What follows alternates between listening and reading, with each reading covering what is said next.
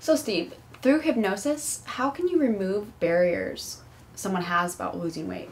Okay, great question. And a lot of times people come into a weight loss series of hypnosis sessions, and you would think they're completely on board. They're all ready to roll and get this handled and everything. And in most cases, you find out that's not really what's going on.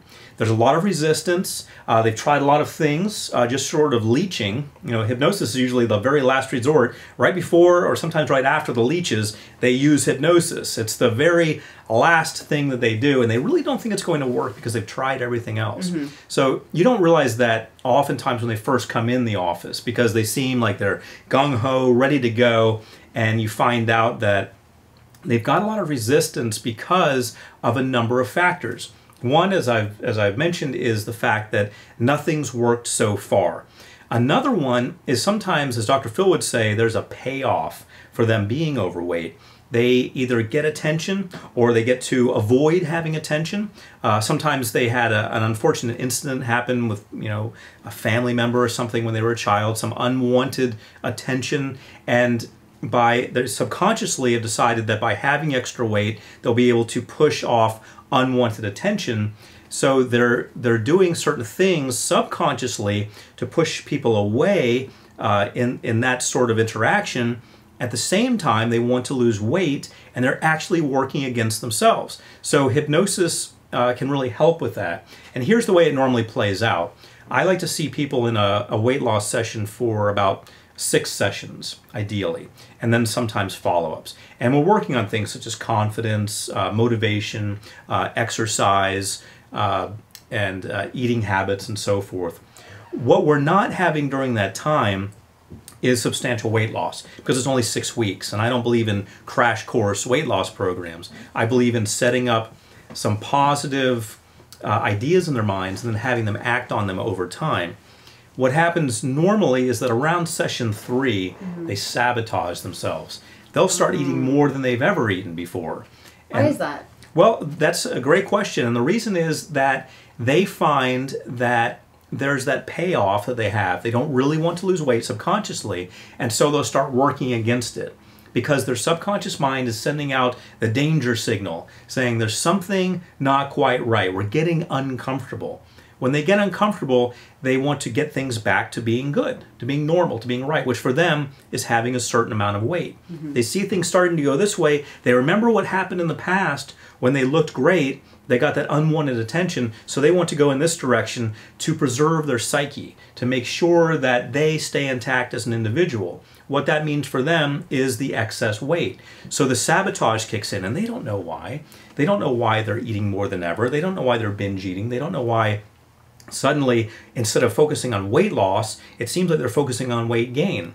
To them, it just seems like they've gone crazy. It really does. Are people honest about it when they come in? Do they say, I don't know what's going on? Oh yeah, absolutely, because they're paying for the sessions. So, and they want the result, or at least they think they want the result. So they want to point out anything that might be not them.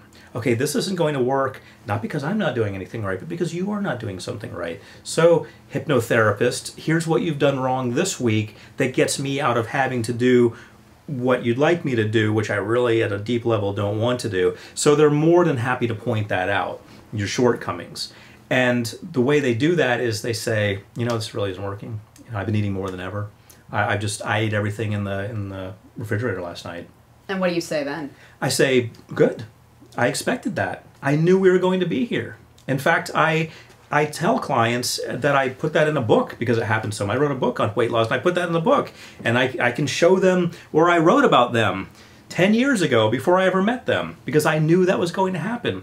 I expect that to happen, and I look for it, and I look forward to it, because when that happens, we can address it. It's not always going to happen, but that sabotage is going to happen in many cases, and I like to look at it while I have them in the office, rather than having them go off and think, okay, I'm going to lose weight now, and I'm going to go off in the world, and then they start eating everything. I want to see everything that can possibly go wrong.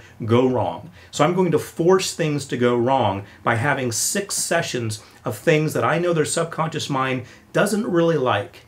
And we're going to talk about everything. We're going to talk about motivation, exercise, how you're going to look great, how you're going to have all that extra attention, And I'm going to really get their subconscious mind kind of uneasy with it. If it's going to come out, it's going to come out then. I'm going to force that to come out because I want to see it. Once I see it, I can deal with it. I can say this is a normal reaction. Here you can read about it. And what we're going to do is find new associations now. I'm going to get to the deeper part of what's going on. Sometimes we'll do a session where I'm just talking to their subconscious mind and talking one-on-one with their subconscious mind, finding out, why do you do this? How do you feel when you do this? What are you fighting when you do this? We're going to get it all out. Once they realize that, a lot of times they're free from it. A lot of times they've seen what their subconscious mind is capable of doing out of fear. We've analyzed it, and then they're able to move past it. And then it requires some more sessions because we have to, we can still do it within the 6 sessions, but usually I can predictably say it's going to happen at session 3, and then when it does, we can address it and then move on. That's pretty amazing.